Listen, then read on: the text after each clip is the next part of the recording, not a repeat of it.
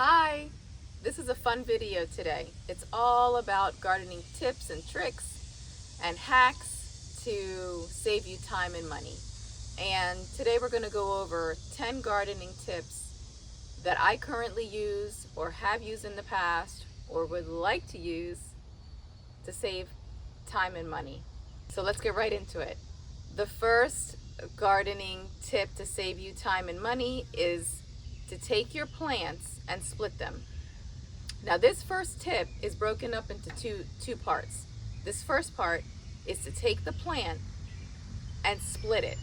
And I do this all the time. I will purchase a perennial for the garden and I will split it into two. So all of a sudden that one plant is now two plants. Or if I'm putting it into a planter box, I will split it. So for instance, I'm going to show you a plant that I just received from Mother's Day that I split into two, and I put one into the planter box here on the back patio and the other one is in the front, in my front urn. And this also works great with grasses. I have grasses that I'm going to show you that I purchased one pot and I split it up into three. With grasses it works amazing. So definitely this is a money saver. So let me show you. For instance, this is one of my planters. Here in the middle with the pink bell-shaped flowers, this is Digitalis foxglove. And I received this as a gift for Easter or Mother's Day. I can't remember which one, or possibly my birthday. I think my birthday, from my brother and sister-in-law. And I split it up into two, and I put half of it into this planter, and I put the other half in the urn that I have on the front porch.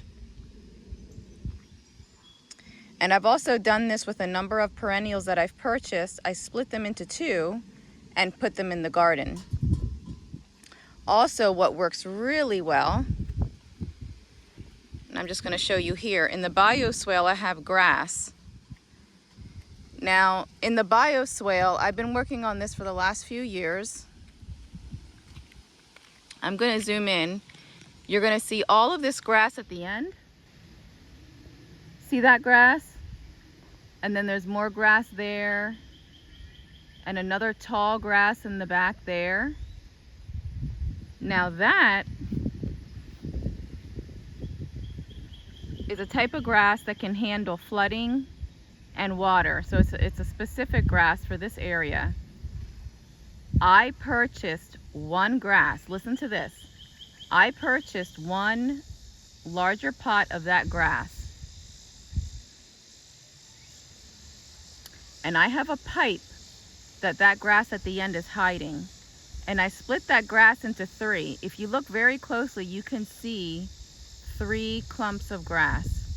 And they're a lot bigger now. When I first planted it, they were pretty skinny. They were a lot smaller. But the following season, when they came up 3 to 4 times larger. And then I took that and I divided them. And then I planted that one. And I also planted that one that's in the back.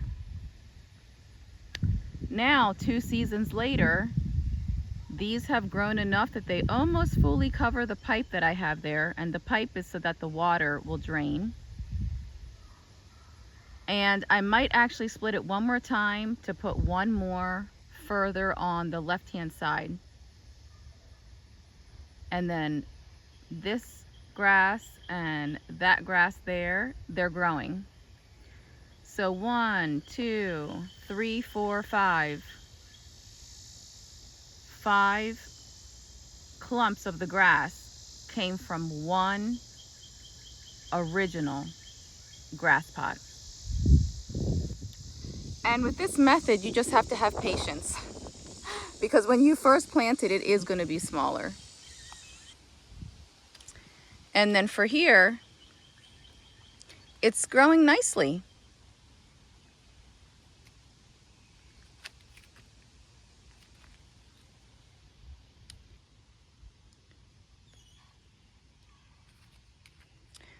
So that's the first tip. or that's the first part of this tip. The second part of this tip is if you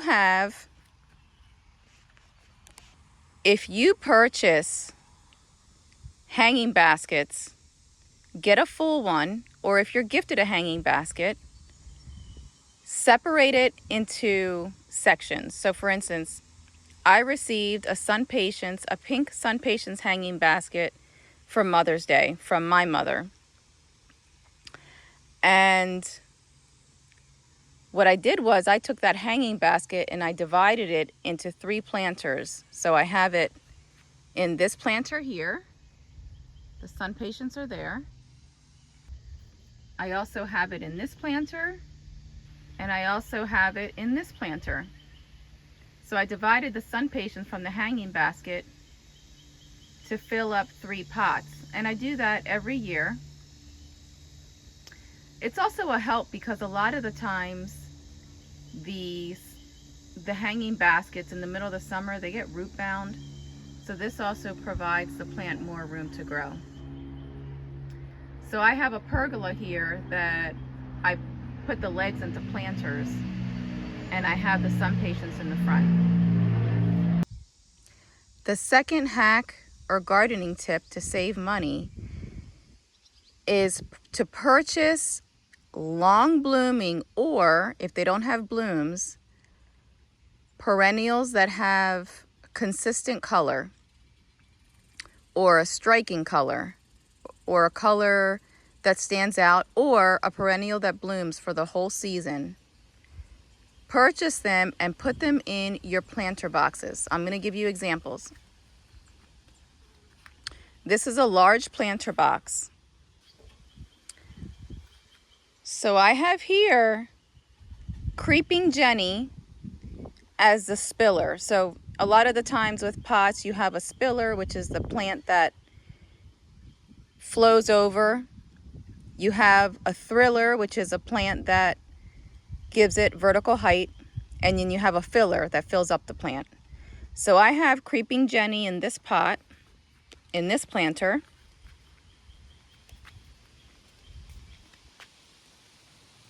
And the Creeping Jenny is a filler and a spiller. And then I have what I had previously talked to you about. I have this Pink Panther digitalis that my sister-in-law gave me, that I divided into 2, and I have one in my front urn as the thriller in that urn, and I have this as a thriller in this planter. And then what I planted as a filler are little petunias. They haven't fully come in yet, but once they do, they'll be pretty. Purple, red, and white petunias. So now what happens is I don't have to purchase multiple plants to fill up this whole planter.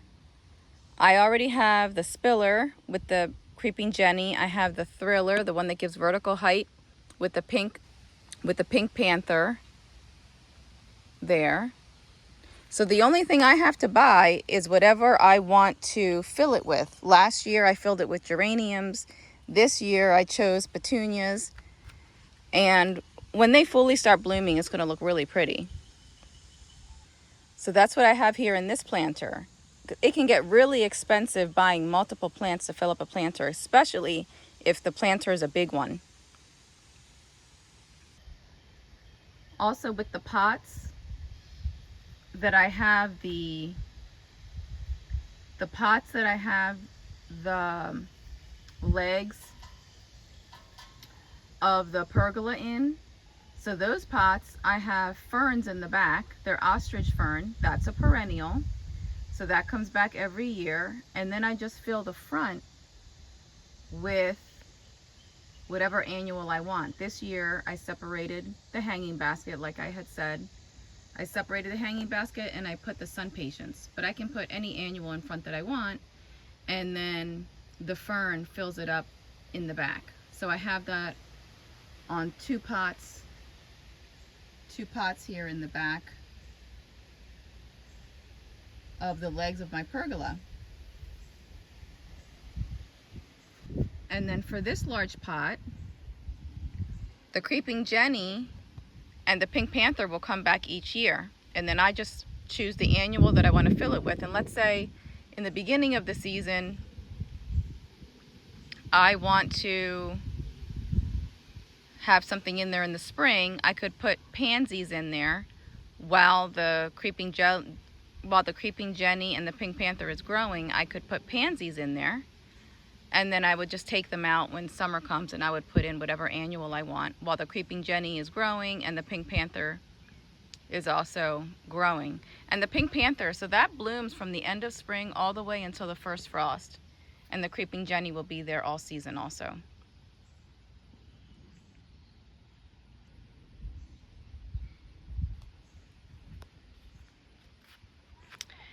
And then I also want to show you this plant. This plant that's in the ground here.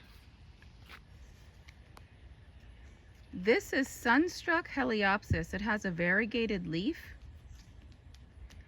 And this blooms from the beginning of summer, actually late spring, beginning of summer, all the way through to the first frost. And the little seedlings that come from this that start growing, I sell them, but I'm thinking of keeping one to plant one of these in my planter in the front at the end of my walkway, because this would fill up the planter nicely, and it blooms the entire summer, from very beginning of the summer all the way into the first frost in the fall. And it also has a variegated leaf, so even when it doesn't have a bloom, it's still interesting. And so that would also be a good one. So you just want to research perennials in your area that will bloom all summer, or that have an interesting color, like the creeping Jenny, that it adds some interest to the pot. And then you don't have to continue to buy new plants every single year. These will come back each year.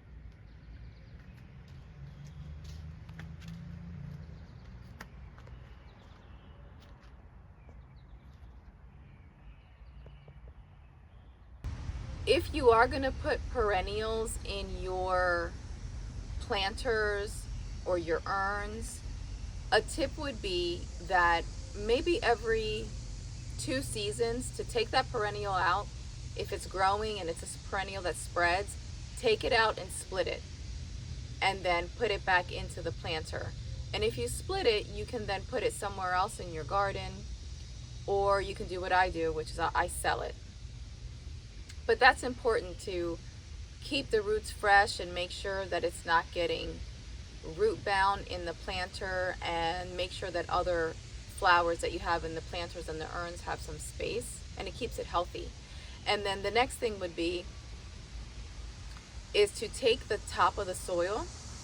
When you take the planter out to split it, when you take the plant out to split it, take that top soil, and I guess this is another little tip, is you don't have to change all of the soil in your planters and your urns. Just take that top soil, turn it, and refresh that soil, and then put your perennial back in the refreshed soil. You want to do that probably every 2 seasons or so. The third gardening tip or hack to save you time and money is to specifically plant self-seeding plants that will self-seed themselves and grow your garden for free.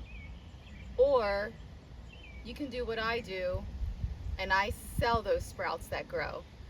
However, the sprouts that grow from the self-seeding plants, you can take those and put them in other gardens or other spots in your yard and fill up those areas without having to buy new plants. Or if it's in that same specific garden as the mother plant, just let it grow, and then you'll continue to have new flowers filling up the space for free. Your garden is basically planting your garden on its own. So I'm going to show you a plant that I have. I have lots of plants that self-seed themselves. I am going to do a whole nother video about my favorite self-seeding plants. If you're interested in that, go ahead and follow along, please. Um, I'm all about that. I sell them. I make good money doing that, and that's going to be a whole nother dedicated video. However, I am going to show you one of the plants that self-seeds and creates beautiful multiple shoots of itself.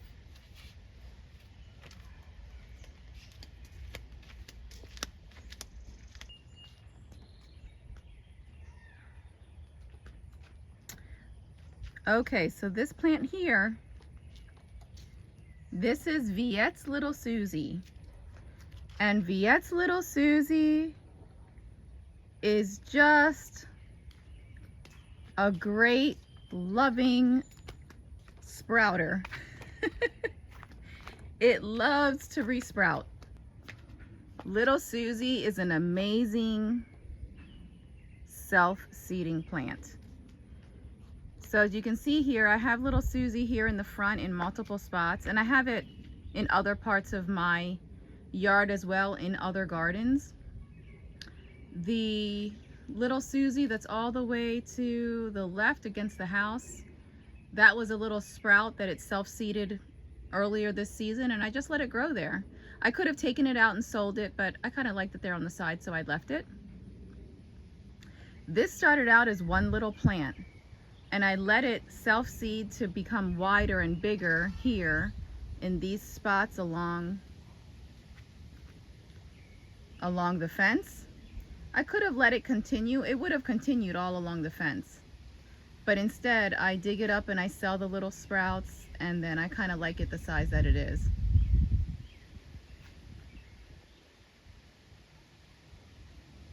So that's a great self-seeding plant. And so that's my tip number 3. Purchase self-seeding plants that will grow your garden and expand your garden for free. Invest in the initial plant. Invest in maybe 3 self-seeding plants, and you'll be shocked how quick your garden fills out and grows. Or sell the little sprouts and make a little bit of money, or dig them up and put them in other gardens that you have, or other parts of your property that you want to expand a garden. And you're doing it all from the initial plant. Another great self-seeder is coneflower, which is this pink flower here. I have that in multiple spots all over the yard. It started with one plant, and as it self-seeded and sprouted, I took that little sprout and I keep planting it in multiple spots. So here I planted it in 2 spots here. And just this season, a little while ago, I planted another little sprout that was growing. I planted it right there.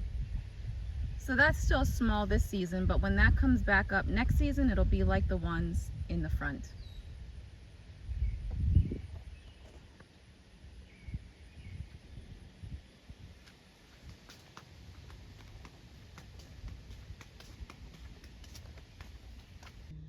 The 4th gardening tip or hack to save money and time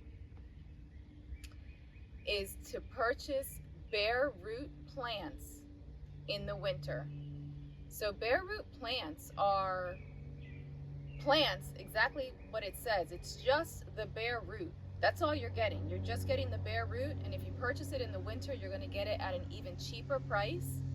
This is a great buying option to purchase at a drastic discount than you would purchasing plants that are blooming in the spring and summer. So bare root plants in the winter. I'm going to show you 2 plants that I purchased bare root. The first one, there's an airplane.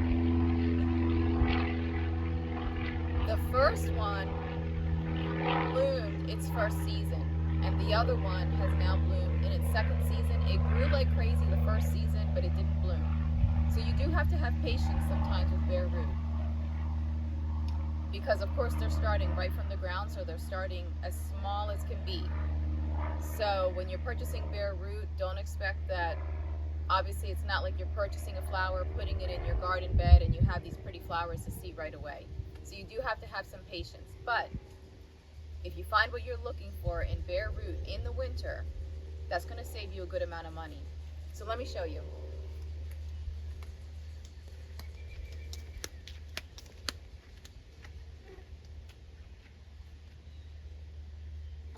Okay, so this is known as false sunflower, also Heliopsis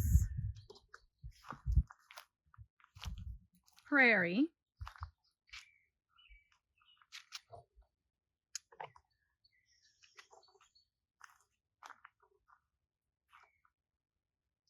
This is known as false sunflower. I'm gonna put, it's currently coming out of bloom. I did not deadhead it because I am going to be taking the seeds and propagating this plant. This is a plant that also does self-seed itself, and I sell a lot of this plant. It's one of my more popular sellers, so I'm trying to take all of my most popular sellers and propagate them to have more to sell for next spring and summer. So this is going to be one of them, and I'll document that. Actually, you can see one of the little sprouts right here. I've sold all the other sprouts, and I let them grow bigger than that when I'm going to sell them. And I have a whole video that I did a few weeks ago all about how I pot the sprouts and sell them. But that's a little sprout that I'm letting grow. I'm going to keep it here to put it in another spot. But I'll put in a picture of this in full bloom. It's Prairie Sunset, also known as sunflower. Really pretty. And then I have another plant that I purchased bare root down in the bioswale that is blooming for the first time right now. So I'm super excited about that. And let's go down there and I'll tell you a little bit about that. Okay, so we're going to go down to the bioswale and I'm going to show you a plant that I purchased bare root in the winter, not this past winter, the winter before.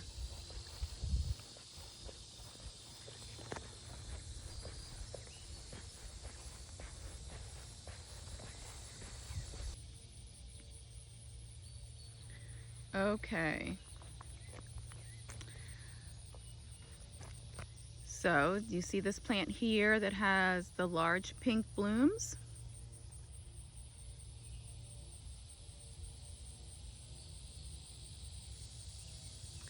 That is a hardy hibiscus, also known as swamp hibiscus, also known as hibiscus mosquitoes, I believe.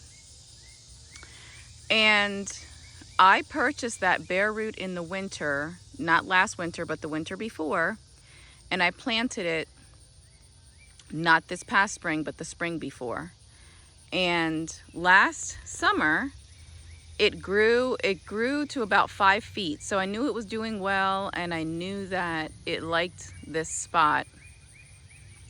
Because in the bioswale, everything that I plant here for the first time is really just an experiment to see if it'll make it. And this area here in the middle is the area that gets the most wet and has standing water for a period of time. So I have to be really careful with the plants that I choose for here. And last summer, it grew and grew and grew. It never bloomed, but it grew well. So I knew that it was doing well in this area. And then right back behind the heron, it almost looks like a weed plant. That is actually scarlet swamp hibiscus. And that has a red flower. It's not in bloom yet. I'll put a picture of it blooming last year. It's not in bloom yet. But that does well, and it has multiplied. So I was really hoping that this one would also do well. But let's say it would have died. I didn't spend a lot of money on the bare root. So for me, I feel like it's really a cost savings and really worth it to purchase bare root plants in the winter.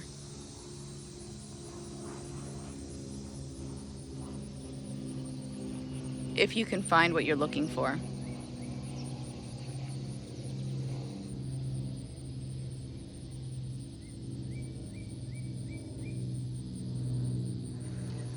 So this is the second season, and look how beautiful it's blooming. So I'm super excited about this plant. It's the first, obviously, like I said, it's the first bloom for this plant this season.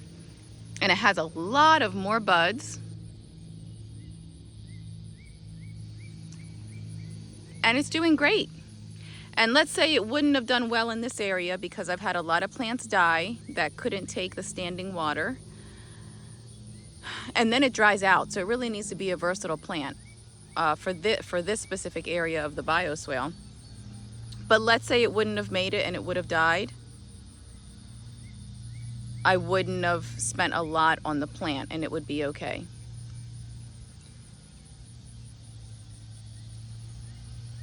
The fifth gardening hack or tip to save time or money is to upcycle a planter, an arch, a trellis. Something that I've done in the past is I needed a couple trellises and I didn't want to go out and buy it, and I love to upcycle. We have a lot of bamboo. We have a creek behind us and we have a lot of bamboo that runs all along that creek. And I went and I grabbed dead bamboo sticks and I grabbed a number of them. And you can either put the bamboo in the ground and then put twine or some kind of metal mesh and you have a trellis right there. But what I did was I grabbed multiple bamboo sticks and I created a bamboo grid trellis.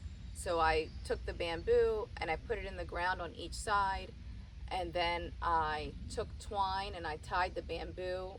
I did diagonal pieces this way and then back this way, and I had a diamond pattern grid bamboo trellis that was sturdy, and the bamboo is hard and it lasts.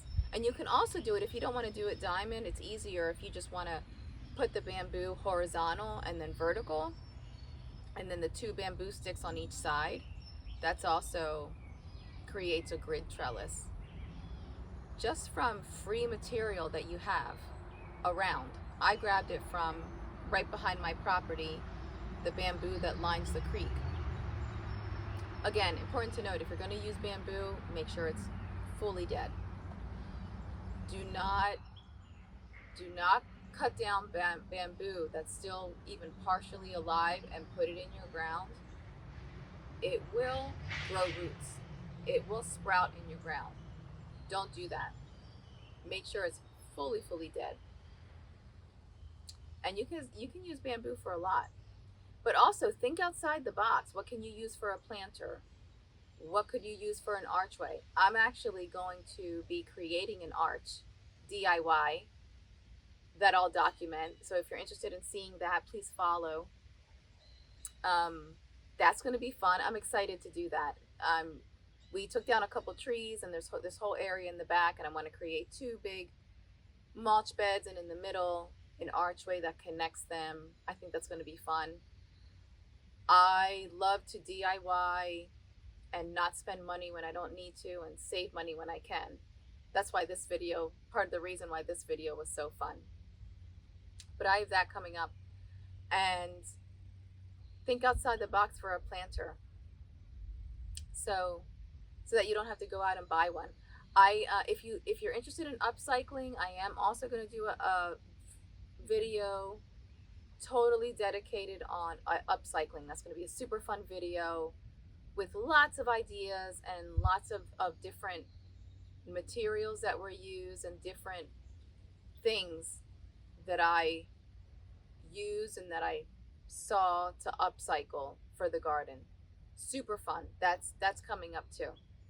But so for this fifth garden hack to save money, I think that's a great one. I think it's fun, it adds character to the garden, and it saves you money.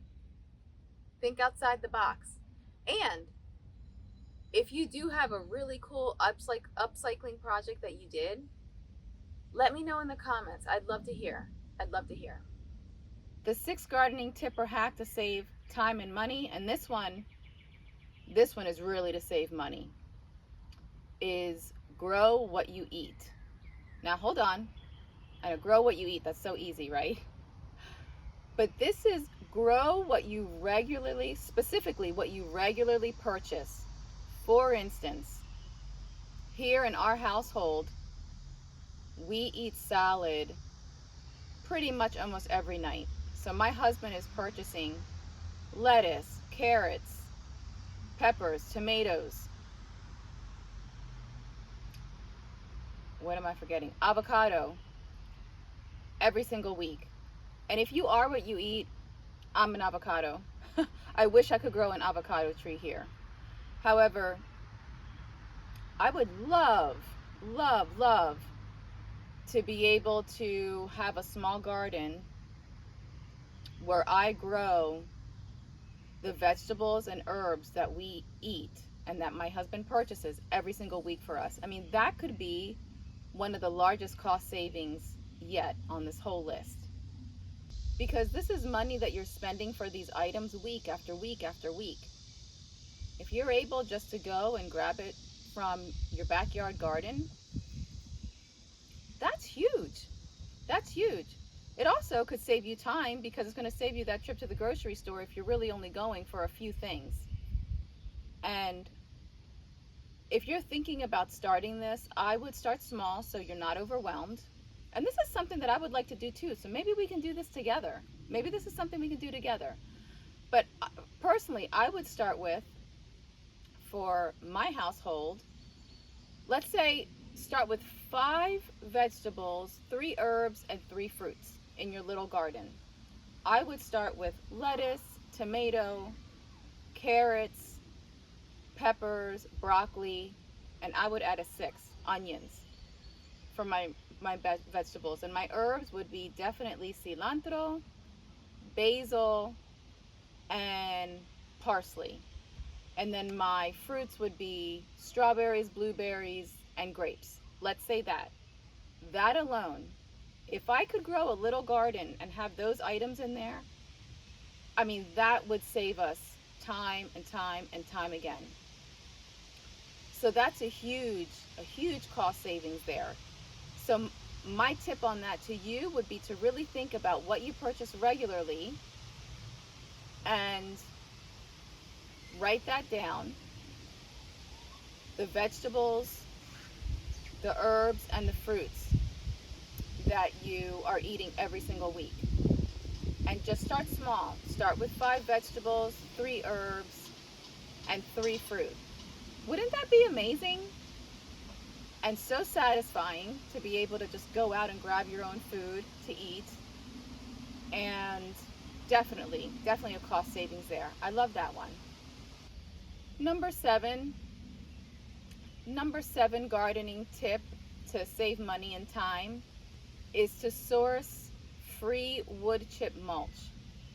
This is easier than you would think. Most people, each season in the spring or early summer, you're purchasing mulch either by the bags, or obviously if you get it delivered in bulk, you're saving money in that way on the mulch. However, you can get wood chip mulch for free, and it's actually better, nutrient rich for your soil. It will improve your soil. So this is something that I'm thinking of doing. You can call local arborists in the area that are close to where you live, and they will deliver wood chip mulch to you for free because it costs them to dump it. And I would just say, if there's a specific type of tree or wood that you do not want, a number of people do not want a black walnut tree in their mulch, then just state that. I'm going to call a local arborist that I know that cuts down trees to see if he'll deliver some to me. There is also a company called Chip Drop, and they connect arborists with homeowners that want wood chip mulch. So you just register in there. If there's anything that you don't want, for instance, if you don't want black walnut or something else, you put that in there. You put that in the description. And then you also describe, and you can show a picture of exactly where you want it delivered. And they will connect you with an arborist in your area that will come and deliver the wood chip mulch for you. However, I would say go into the website, chipdrop.com, go into the website, register in, but read everything that they have on there because it's very detailed. It talks to you about how you cannot state how much of a quantity you want for the delivery. They will dump whatever they have in their truck, and it could be a very large order. It could be a very large delivery of wood chips. So that's important to note. Also, you just can't specify certain things. So I would say go into their site, read through it completely. They'll tell you everything you need to know. But that's an option to get wood chips delivered for free. Or you can do what I'm going to do is I'm just going to call local arborists in the area and have someone deliver to me. So for the free wood chip mulch, you can use Chip Drop or you can call a local arborist. That's what I'm thinking I'm going to do. You could also look on Facebook Marketplace and Nextdoor. You may find local people that are getting rid of extra wood chips, especially if they got it from Chip Drop, because a lot of times you do get a larger delivery than what you were thinking. So that's an option too. Facebook Marketplace and Nextdoor. The only thing with those two is that you probably have to have your own way to transport it. Whereas if you call a local arborist or if you call Chip Drop, you're going to get the mulch and the delivery for free. So it's up to you. But I think the wood chips, I'm interested in that. I think it's a good option to save money and also to help enrich your soil. So it's a win-win-win. The arborist is delivering the wood chips to you and they don't have to pay to dispose of it. You're getting free wood chips. You're getting free mulch basically. And then you're also putting down on your soil a material that's going to enrich it and improve it. So it doesn't get better than that. The 8th gardening tip to save you time and money. This one is great if you're a beginner gardener or if you already garden but you want to try out a new tool. And that is to borrow or share tools. That sounds so simple, right? But it's a lot of times it's not something that we think about. So especially if you're a beginner gardener, it can add up. It can cost a good amount of money to start accumulating all the garden tools that you need. And maybe you're not even sure what you need or what you like. It's a great idea to talk to family, neighbors, friends, and let them know what you're up to. And you'd be surprised how many people have extra garden tools that they no longer use, that they would be so happy for you to borrow it and use it and test it out, or they may give it to you. I know I have small hand gardening shovels, the little rakes, also the larger shovels. I have a number of them. They're just all in my garage. They're just extra. I would be so happy to help a beginner gardener. They could have those tools. I no longer use them. And so then that beginner gardener is able to test out the tools, see what they like, use it for free, and that's a win for everybody. A lot of people have extra shovels or rakes that they no longer use. And another example of this is one of my neighbors. They were talking about how they want to remove grass to make one of their flower beds larger. Well, I have a spade shovel that I think is like a miracle. It's like miraculous with taking out grass. It makes it super simple for me to do. And if I can do it, you know, 4'11" on a good day, 113 pounds, if I can do it and take out the grass like butter, this tool is amazing. And so I was telling my neighbor, like, no, I'll let you borrow this tool. I'll show you how to use it. It's super simple. It's gonna cut down your time, and it's gonna make taking out the grass like a breeze. So that was just in conversation.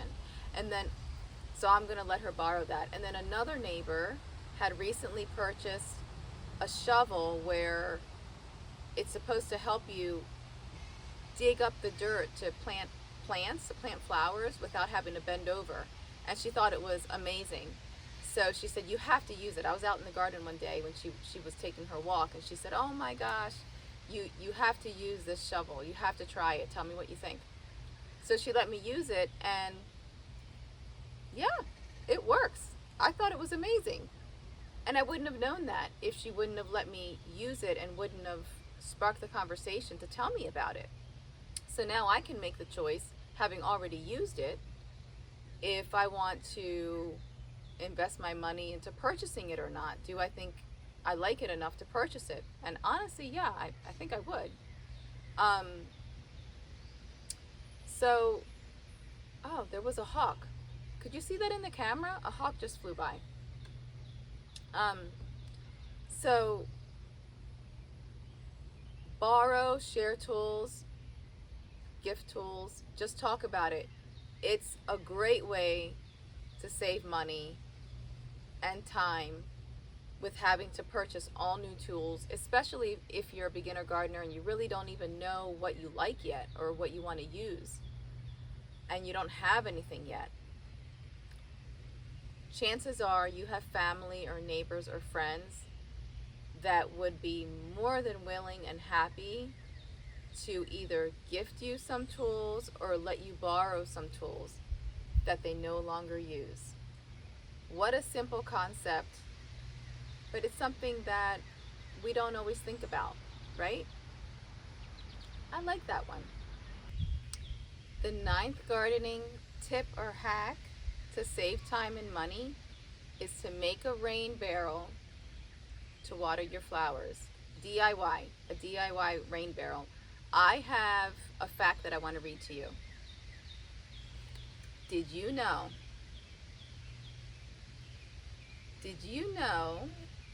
that every inch of rain that falls on a 500 square foot roof equals about 300 gallons of water?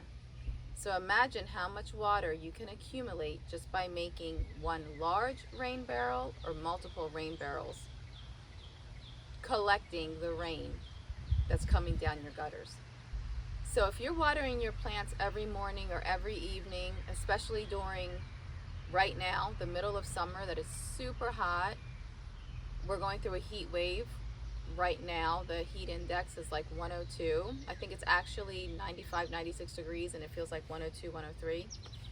And it does. It's hot out here. If I'm sweating, I apologize.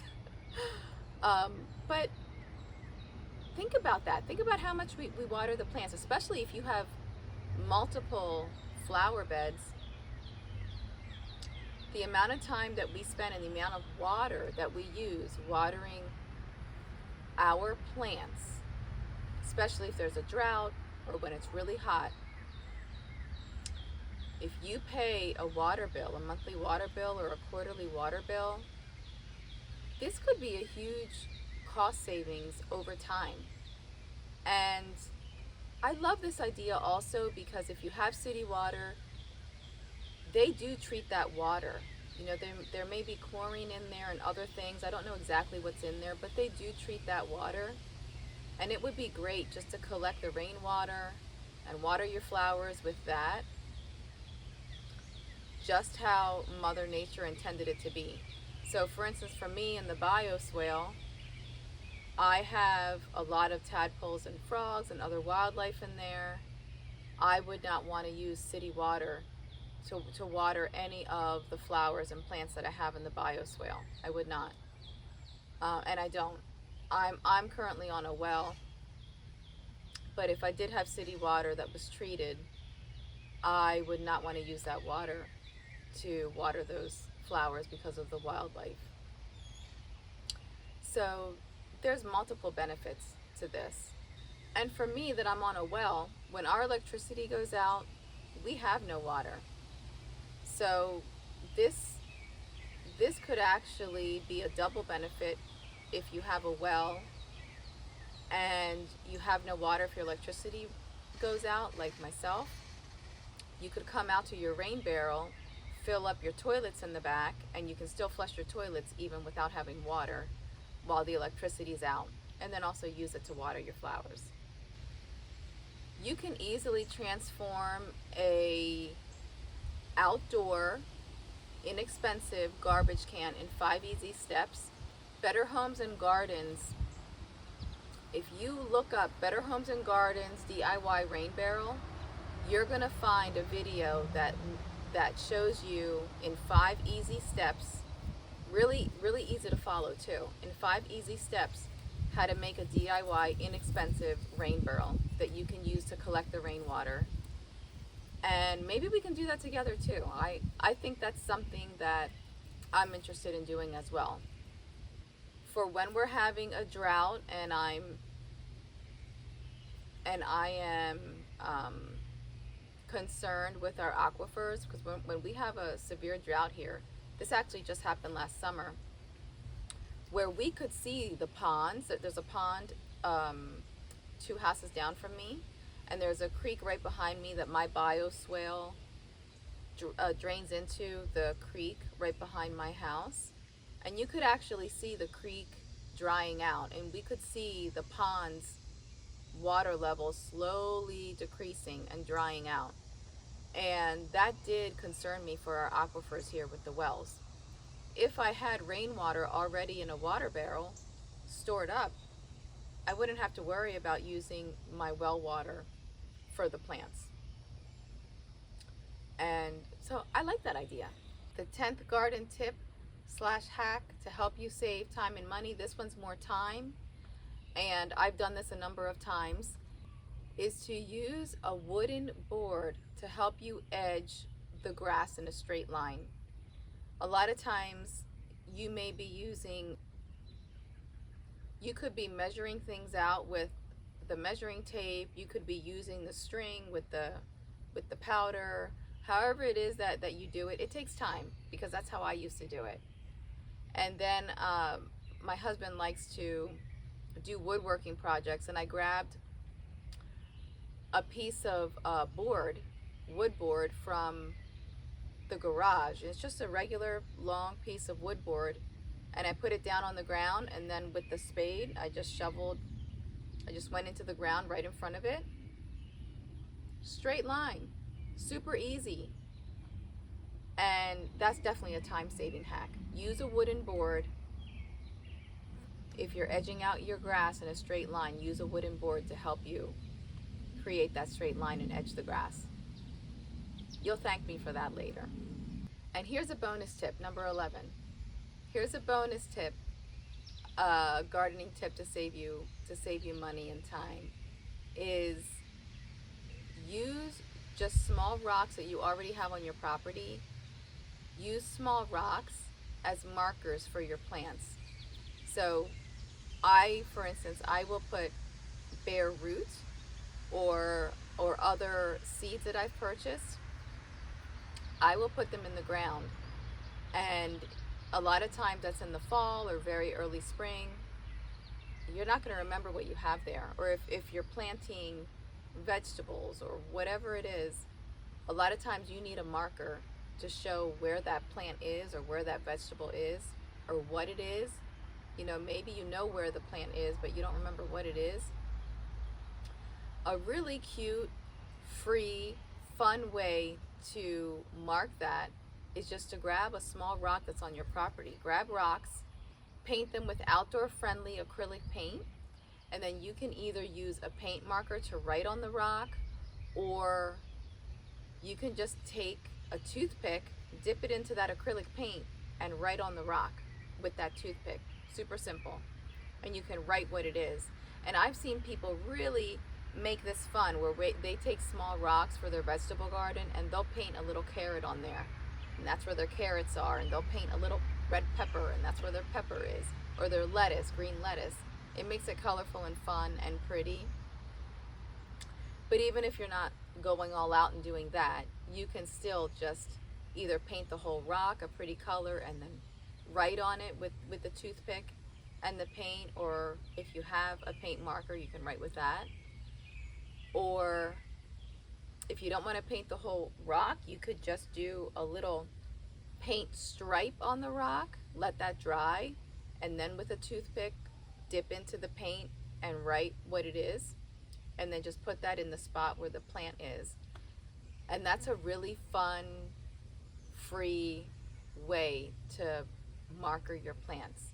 And then another tip on that would be once the paint has fully dried, just take the clear spray. It can be a clear matte spray or a clear shine top coat spray, just a clear spray paint.